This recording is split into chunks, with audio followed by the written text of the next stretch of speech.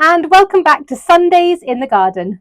If you're new here, my name is Sarah, and on this channel I share everything I get up to in my English cottage garden and kitchen garden area. This year in 2025 I am filming every single day of a gardener's year. The majority of those days are spent here in my cottage garden and kitchen garden areas, and if I'm not here I'll share with you where I am in the country. I've got a few exciting things coming up later in the year which I hope I can share with you very soon. So if that sounds like something you'd be interested in, I would love for you to subscribe and join our growing community as we learn and grow together.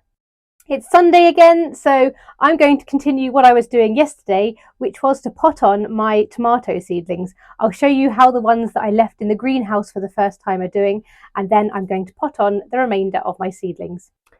So these all spent their first night in the greenhouse last night, and it was very warm.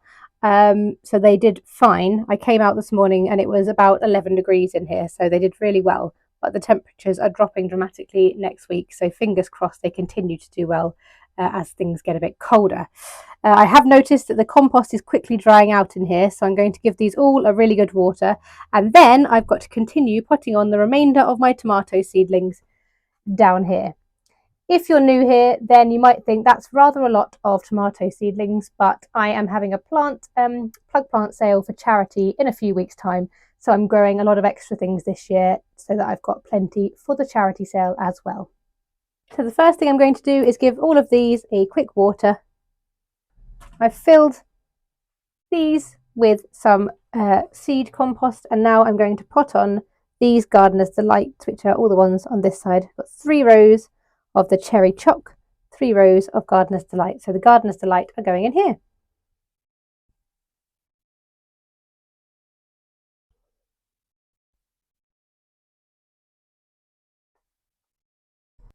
So they're all done, and now just to label them.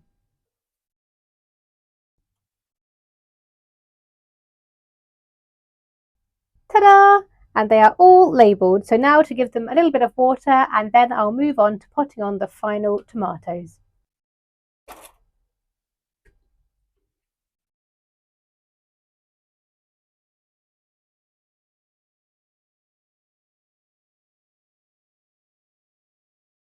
So that's it, job done. All of the tomato seedlings are potted on and ready for the charity plant sale. So now I'm going to get out in the kitchen garden area and get on with a few jobs. First of all, my husband took the newly painted bench up to the top of the kitchen garden area where it's going to have its new home. This is my favourite spot in the whole garden, so to have the bench up here is just wonderful, and I had to try it out with a cup of tea. I can't wait for the willow to grow down fully, and this to be a wonderful secret hideout area for us all to sit and relax. Next, it was on to pruning these beautiful climbing roses. If you're new to the channel, here is what they look like in the summer. Aren't they beautiful? Don't forget to subscribe to see them like this again in a few months' time. So I think I will have just inserted a clip of what this rose looks like in the summer, but this bit's fallen over and there's lots of new shoots coming from it, so I'm going to remove the old leaves, some of which have got signs of black spot, and then put it back up here so that it can be part of the display this year.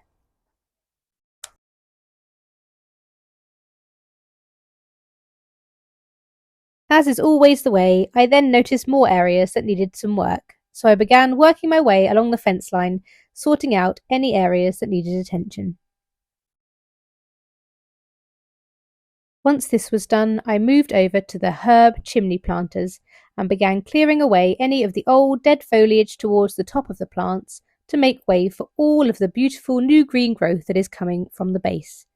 In here I've got rosemary, sage, oregano, chives, coriander and thyme. As you can see down here with the coriander, there is some lovely new green growth and lots of dead stems. So again here I'm just clearing away the dead stems to make way for this beautiful new growth. And here they all are, looking much tidier. A job well done. Of course, when I was working on these planters, I noticed that the other side of the rows also needed some attention, so I spent a few more minutes here just pruning and clearing back to get the rose ready for its new growing season. And here are all the prunings ready to make their way into our brown garden bin.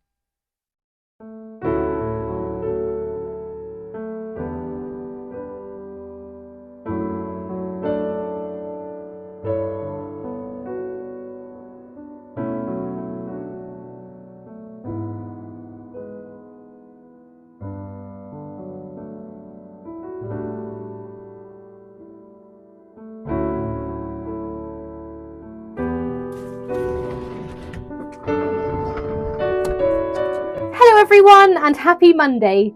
I don't have loads of time today because we are flying around doing quite a lot of different things, but I wanted to take a moment just to draw your attention to a competition that is running over on my Instagram page. I did post in the community tab about this a few days ago, but basically BBC Gardener's World Live have offered me a pair of tickets to their spring fair, which is going to be taking place over the weekend 2nd to the 4th of May. The tickets that I've got are for Sunday, the 4th of May. I've got 2 tickets to give away to one person, so a pair of tickets. All the details for the competition can be found over on my Instagram page, which is Sundays in the Garden UK. I'll try and put the little info thing down here, but head over to Instagram and you can enter the competition to win 2 tickets to BBC Gardener's World Live Spring Fair this year. The competition is running until the 30th of March, so wishing you all loads of luck and hope to see you over on Instagram soon. I wanted to take a moment to update you on the hellebore bowl that I made exactly 2 weeks ago today. As you can see, the hellebores have regrouped and are flowering beautifully, and the hellebore bowl from 2 weeks ago now looks like this. Definitely not as beautiful as it was when it was first picked, but I'm amazed to see that they still are providing a display of sorts. So with so many hellebores flowering in the garden, I thought it was about time to make another.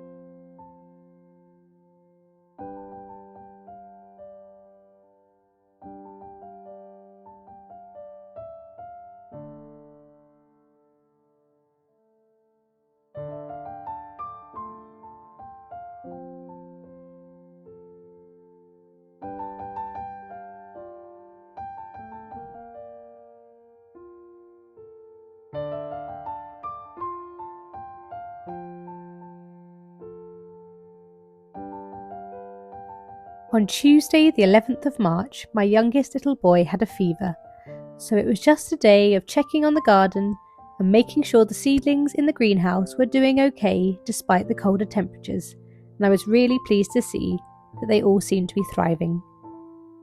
And of course, there is always time to feed the birds.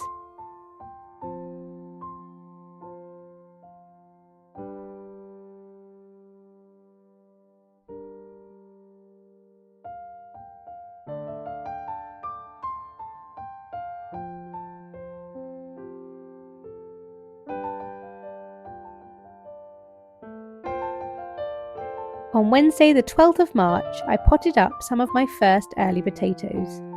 These are the Red Duke of Yorks. I used the Dalefoot Farm compost I was kindly gifted. I grow my first early potatoes in containers in my greenhouse. I've got 3 potato growing sacks here and also 2 30cm pots, but today I'm going to try a little experiment. I've only got enough Dalefoot Farm compost for 1 sack, so I'm going to plant 3 seed potatoes in this sack using that compost. There'll be a small amount left over for earthing up. The other potatoes that I'm going to plant tomorrow are going to be using the B&Q Verve compost, so it'll be great to see if there's any marked difference in the quality and amount of the potatoes that this compost produces. To grow my potatoes in containers, I first fill them 1/3 full with compost and then put in 2 to 3 seed potatoes.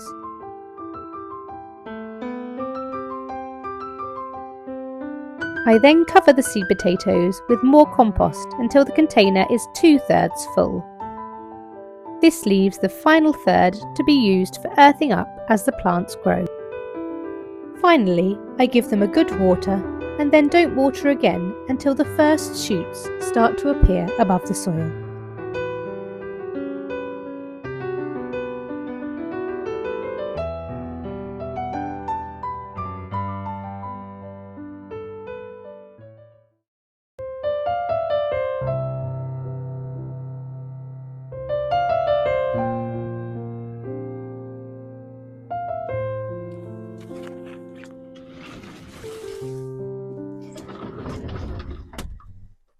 Hello guys, happy Thursday. You find me in the greenhouse again this lunchtime as I'm going to finish up planting my first early potatoes.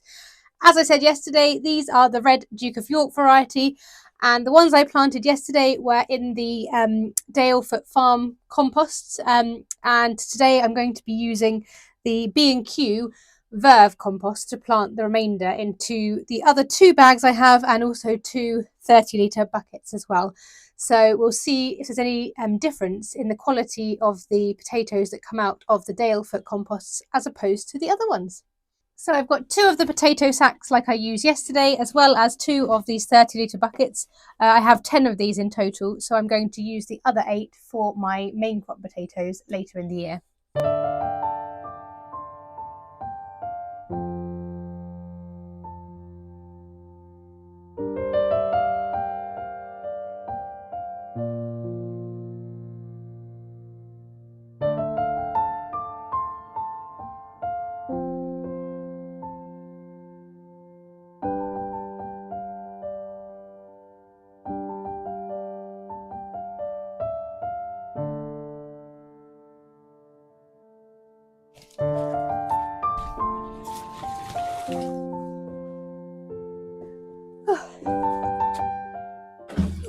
Hello everyone and happy Friday. I'm fast running out of room in here. I can barely fit in with the potatoes and all the seedlings on every available shelf, and the camera here. I've got a potato bucket underneath you, some watering cans, all sorts of things. So yes, fast running out of room. But today's job is to check through these dahlias that have been stored in the garage. I've got some in here and some in this larger box here, and I'm going to check through them for quality and see if they are okay to pot up. If I can find somewhere to put them down and check through them.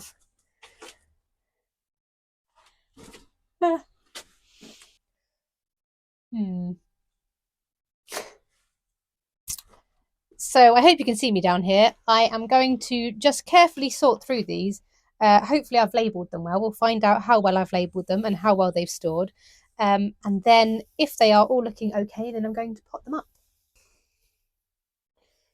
The moment of truth. Okay, so I can see, I can see some moisture there, which is not a good sign. Who are you? Yellow. Oh yeah, this is one of my older ones. That I didn't know what it was. So I've had this for a couple of years. It is labelled. So I can see some very dodgy tubers on this side, which have rotted. That one actually still feels okay. So I didn't film the process of putting these to bed last year in the autumn. But basically I went through them and there were a couple that had signs of gall, which was lots of like little greeny sort of shoot bits that come all round the top of the tubers near the stems. So I had to get rid of those. And then I just popped all the rest on a shelf to dry out in theory, and then popped them into some sawdust in the garage. Now, where the damp has come from, therefore, I'm not sure. And all the others are dry and firm. So I'm hoping that means it will be okay. So last year, I think I've got a video somewhere back this time last year. If you have a look at my videos after this one's finished, you will see me doing this last year and checking through them all. And I was very happy to see that there were some eyes already coming, little new shoots coming off of the tubers that have been in storage. They were tiny, but they were there. But I'm just looking through this now, and on this one I can't see it, but that's not a problem. It just means I can't see it. So I think, there's lots and lots of lovely healthy looking tubers here. I could trim the roots and then pop them into pots. They're kind of just breaking off, a lot of them anyway. but I think they look reasonably healthy. So this one I am going to pot up, potentially in the container it's been sitting in, if I can fit it in there. Moving on to some more. Let's see how they're doing in here. You are my Sandra, which is a pink ball variety. Give them a shake. Aha, you're all feeling good. Brilliant.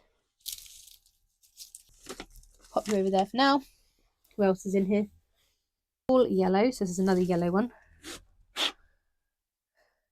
Again, they all feel nice and firm, which is good. A couple of points where I think we might get some new shoots coming from, but too tricky to really show you at this point, I think, because they're very, very small and questionable.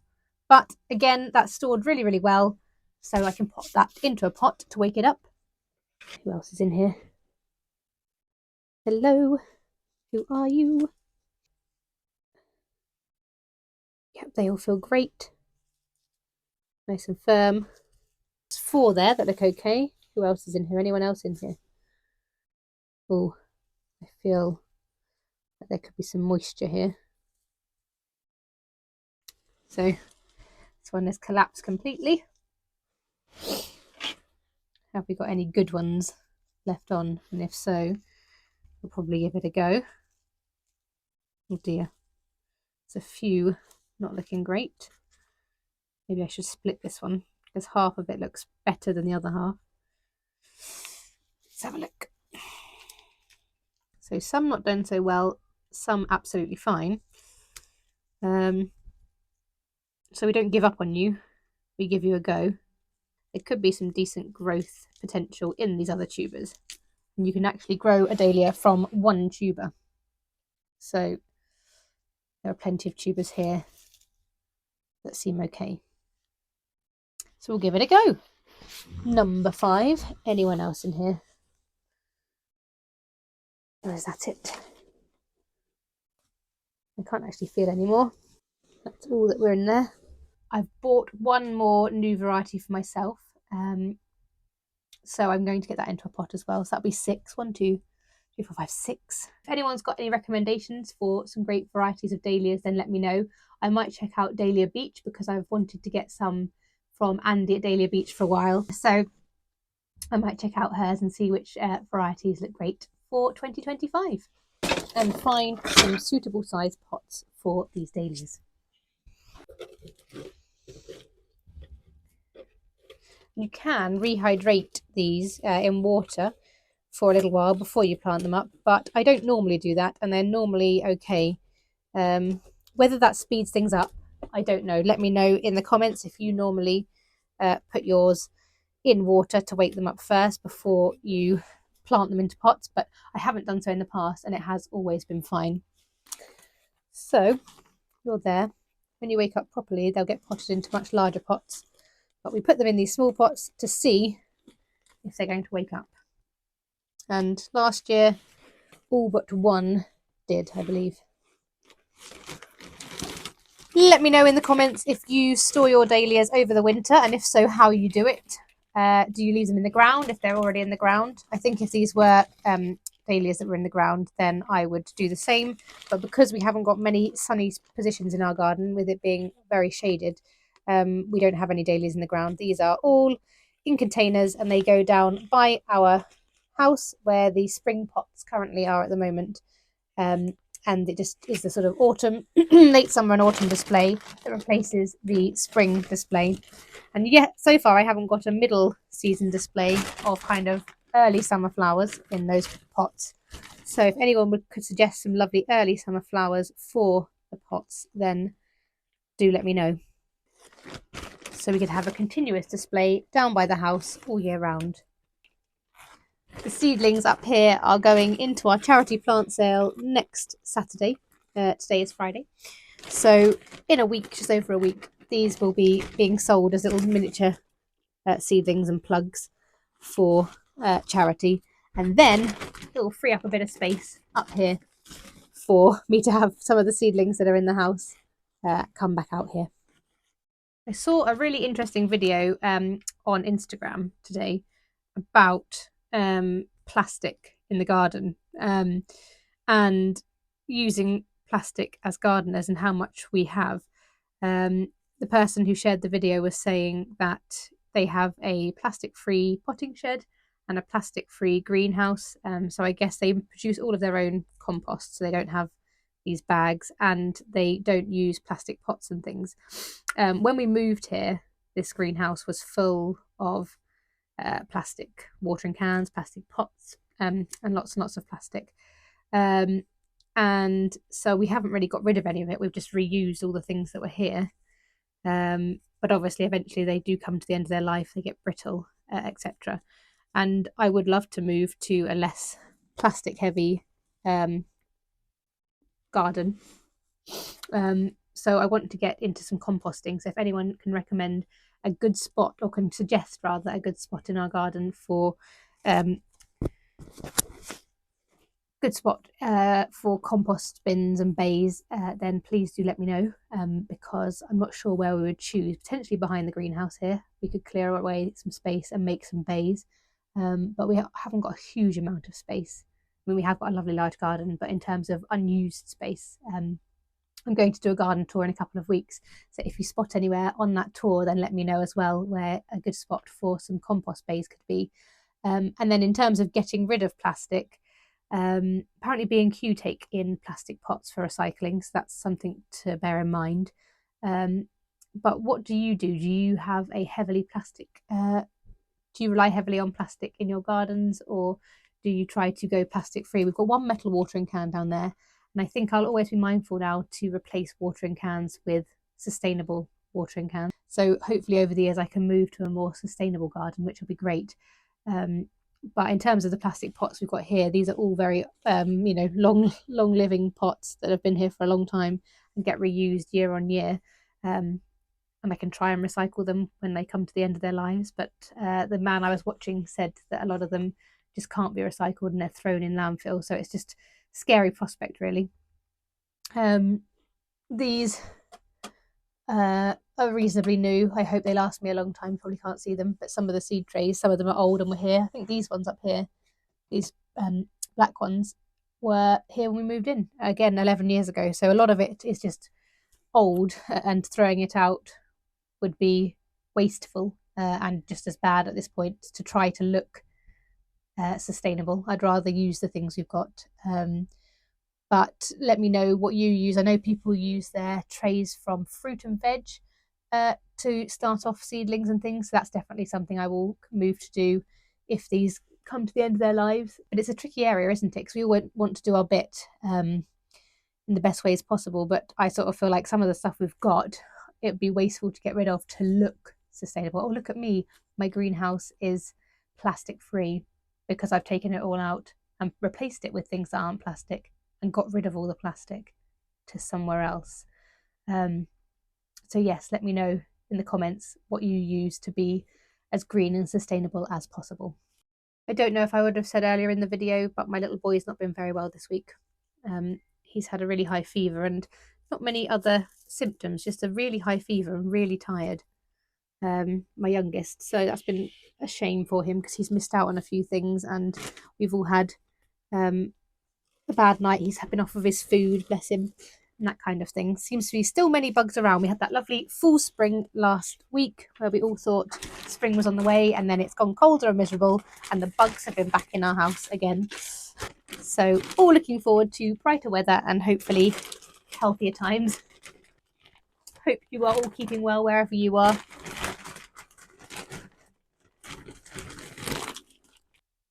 It's my Sandra, which did beautifully last year. I was very sad last year when I realised that quite a lot of my dahlias did have gall. I'm not sure why. I think it's just something they're susceptible to, and that's what you have to do, replace them when they do have that. But if anyone knows of any tips of how to avoid it, if it's something you can avoid, let me know. Because it's quite a costly thing to have to replace them. Right, guys. Are you going to wake up? Oops. Got that up there. That's the Seattle, which I love. So I'm glad you're alive. these live, Seattle, one of my favourites. So please wake up. So it's now nearly 5:30 on a Friday. My children need their tea. So I'm actually not going to water these now. I'm going to leave them in here and deal with them tomorrow, because they're not going to be any worse off than they were sitting in the sawdust in here as they are now. So tomorrow I'll put a tiny drop of water on them, and then we'll leave them and see if they wake up. And fingers crossed they will. And I now get to go shopping for a few more as well.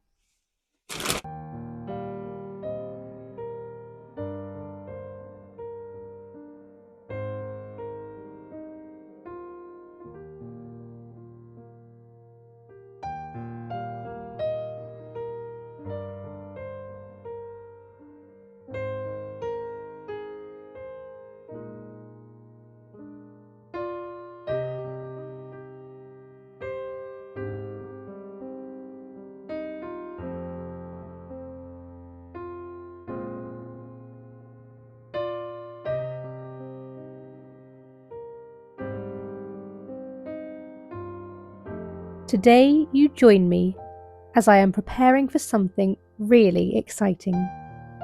I am working on a project with a group of fantastic people towards a wonderful end goal that I'm so excited to share with you. It's going to be a few more weeks before I can share my exciting news, but if anyone has any guesses, please do pop them in the comments and I will let you know if you are right in a few weeks' time.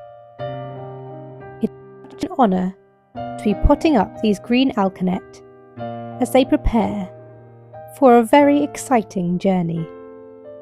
They have been put in pride of place where I can keep an eye on them down by the house. Then it was up to the greenhouse to water my seedlings in preparation for the plant sale next weekend.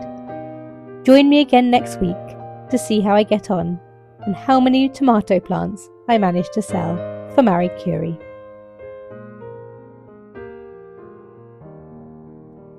Thank you all so much as always for watching.